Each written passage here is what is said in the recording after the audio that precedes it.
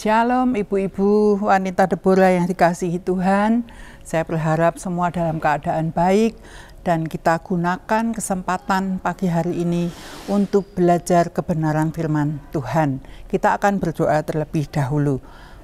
Bapa di dalam surga, kami mengucap syukur, terima kasih kepadamu kalau kami masih diberi kesempatan untuk belajar kebenaran firman-Mu.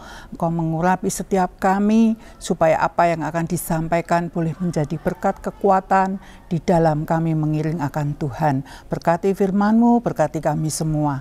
Di dalam nama Tuhan Yesus kami berdoa dan mengucap syukur. Haleluya. Amin. Ibu-ibu, kita semua sudah mendengar pesan gembala awal bulan Maret kemarin, supaya hidup berpusat pada Kristus atau fokus kepada Tuhan. Ibrani 12 ayat 2, di sana dituliskan, marilah kita melakukannya dengan mata yang tertuju kepada Yesus. Melakukan apa? Melakukan yang baik, yang berkenan di hadapannya tentunya. Tuhan yang sudah memimpin kita dalam iman, dan yang membawa iman kita itu kepada kesempurnaan, yang dengan mengabaikan kehinaan tekun memikul salib ganti sukacita yang disediakan bagi Dia yang sekarang duduk di sebelah kanan tahta Allah. Pesan gembala kita adalah dengan fokus pada Tuhan, maka kita akan menang atas penghambat pertumbuhan rohani kita, menang atas segala godaan hidup, menang atas persoalan masalah yang sedang terjadi dalam hidup kita. Betul ya, kita hidup itu tidak selamanya semuanya lancar, mulus, langgeng, tapi juga tidak senang terus atau tidak susah terus. Tapi selalu ada penghambat yang diizinkan sehingga kita tetap waspada, fokus kepada Tuhan. Semua memang jadi pilihan kita masing-masing. Apakah kita mau hidup fokus pada Tuhan atau kita mau hidup semau kita sendiri. Sebagai jemaat Hagios, kenapa kita diarahkan untuk berpusat fokus pada Tuhan? Supaya kita lebih berhati-hati menjalani hidup ini. Sepandai apapun kita, sekaya apapun kita harus menyadari bahwa Tuhan yang memimpin kita dalam iman jauh lebih tahu apa yang baik buat kita. Dia Maha tahu daya tahan rohani kita masing-masing. Seperti yang ditulis dalam Roma 7 ayat 19, sebab bukan apa yang aku kehendaki, yaitu yang baik yang aku perbuat, melainkan apa yang tidak aku kehendaki, yaitu yang jahat yang aku perbuat. Nah, kita akan belajar secara cepat beberapa tokoh Alkitab yang tercatat dengan rapi agar menjadi peringatan untuk kita semua supaya hidup kita yang singkat tetap berpusat kepada Tuhan. Kenapa harus berpusat pada Tuhan? Karena ada orang yang hidup hanya berpusat atau fokus untuk dirinya sendiri atau egois. Contohnya adalah Simson. Hakim 13, Simson adalah anak Manoah, lahir dari rahim ibu yang dulunya mandul. Nama Simson artinya matahari kecil yang membawa terang dan mengusir kegelapan. Pada zaman itu keadaan umat Israel sangat sulit. Mereka dalam penjajahan orang Filistin. Apa yang mereka miliki seperti menanam gandum, hasil panen dirampas oleh orang Filistin, dan semua yang terjadi tetap ada dalam kuasa Tuhan. Seharusnya Simson lahir sebagai jawaban Tuhan, tetapi apa yang terjadi? Rencana Allah yang indah untuknya pada waktu itu bubar jalan karena hidupnya tidak bisa dikendalikan lagi. Padahal ia sempat jadi hakim 20 tahun atas orang Israel. Ada di dalam Hakim-Hakim 15 ayat 20. Simson hidup jauh dari kehendak Tuhan. Ia hidup hanya untuk menyenangkan dirinya sendiri. Hakim-Hakim 14 ayat 1-2, ia jatuh cinta pada gadis Filistin. Di pasal 16 ayat 1, ia hidup dengan perempuan sundal. Di pasal 16 ayat 4, ia jatuh dalam pelukan Delila. Simson membuat beberapa kesalahan yang mengakibatkan kegagalan rohani dan kematian jasmani.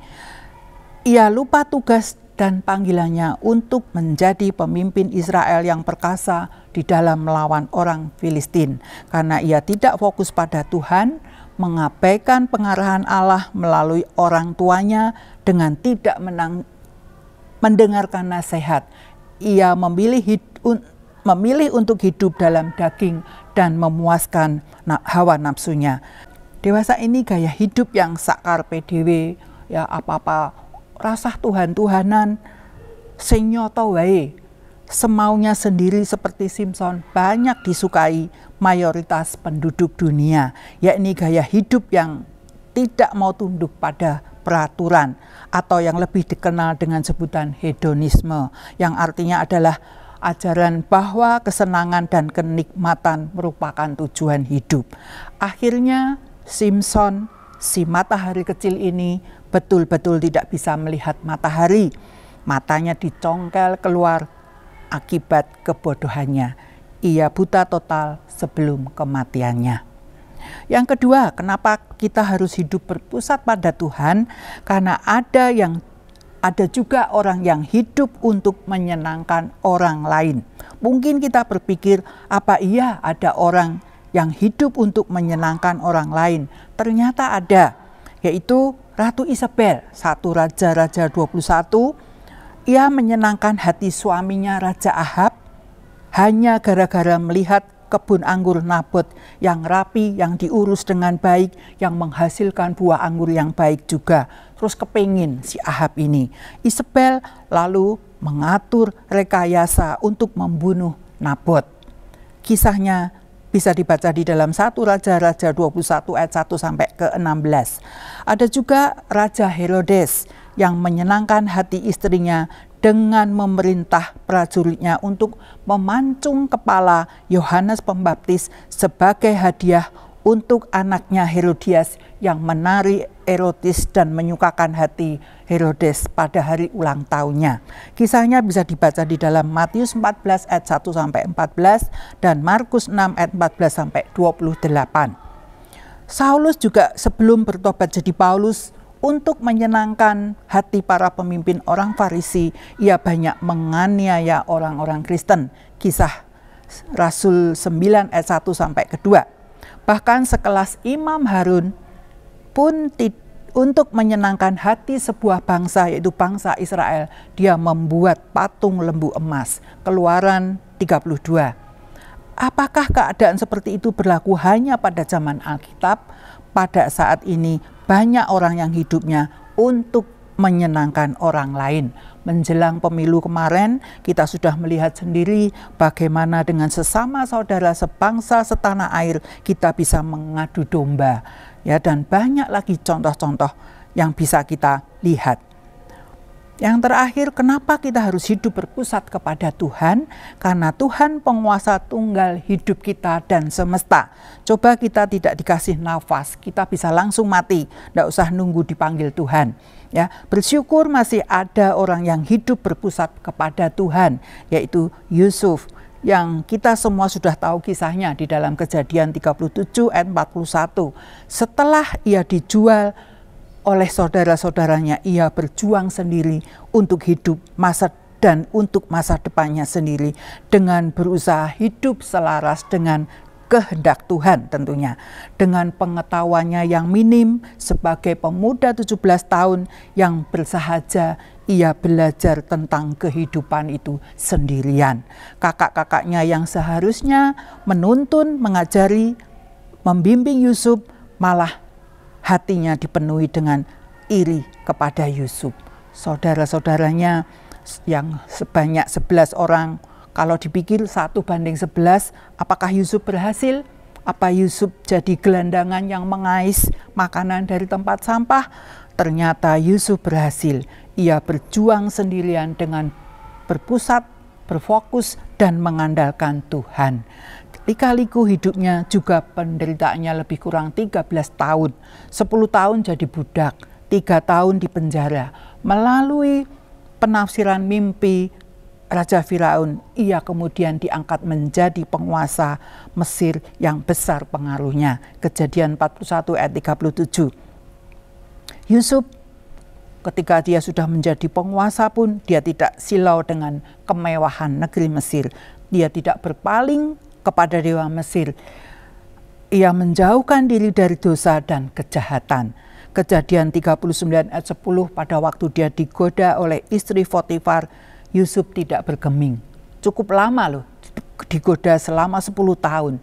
Mengapa Yusuf tetap bertahan? Amsal 8 ayat 13, takut akan Tuhan ialah membenci kejahatan. Aku benci kepada kesombongan, kecongkakan, tingkah laku yang jahat, dan mulut penuh tipu muslihat. Yusuf tidak menyimpan akar pahit dalam hatinya, meskipun dia sudah menjadi penguasa Mesir. Hatinya tetap lembut, mengampuni semua kakak-kakaknya yang jahat kepadanya. Dari kisah Yusuf ini, kita tahu bagaimana hidup orang yang betul-betul berpusat pada Tuhan, fokus pada Tuhan, gandol Gusti, hidupnya disertai Tuhan, dan Tuhan melimpahi dengan kasih setianya. Dijadikan kepala bukan ekor, dibawa naik bukan turun, sesuai janjinya di dalam Ulangan pasal 28. Di tahun 2024 yang sudah berjalan 2,5 bulan ini, bagaimana dengan kita ibu-ibu wanita Deborah? Teladani Yusuf yang hidup sungguh-sungguh berpusat fokus kepada Tuhan, menjadi pelaku firman, suka bersekutu dengannya, sehingga hidup kita semakin hari semakin berkenan di hadapannya. Amin. Tuhan Yesus memberkati. Kita akan berdoa. Kami bersyukur Tuhan kalau kami boleh belajar kebenaran firman-Mu, sehingga kami boleh mengerti seperti apa orang-orang yang tidak hidup di dalam Tuhan, yang tidak fokus kepada Tuhan. Tetapi kami bisa belajar dari Yusuf, kami bisa meneladani Yusuf untuk tetap hidup fokus kepada Tuhan, apapun masalah yang sedang kami hadapi, apapun penghambat rohani yang sedang kami hadapi, semuanya akan kami atasi karena kami fokus kepada Tuhan saja. Biarlah kami terus belajar berusaha untuk hidup fokus kepada Tuhan, terus menjadi pelaku-pelaku firman-Mu, terus suka bersekutu dengan Tuhan, sehingga apa yang baik yang Tuhan sediakan di dalam kehidupan kami boleh kami alami dan kami nikmati. Karena kami tahu Tuhan tidak pernah berhutang kepada anak-anaknya yang sungguh-sungguh hidup fokus kepada Tuhan. Terima kasih Bapa, lanjutkan firman-Mu, Roh Kudus Engkau yang akan menerjemahkan di dalam hati ibu-ibu yang mendengarnya, menjadi berkat, menjadi kekuatan, dan kami semakin hari hidup kami semakin memuliakan Tuhan. Di dalam nama Tuhan Yesus kami berdoa dan mengucap syukur. Haleluya. Amin.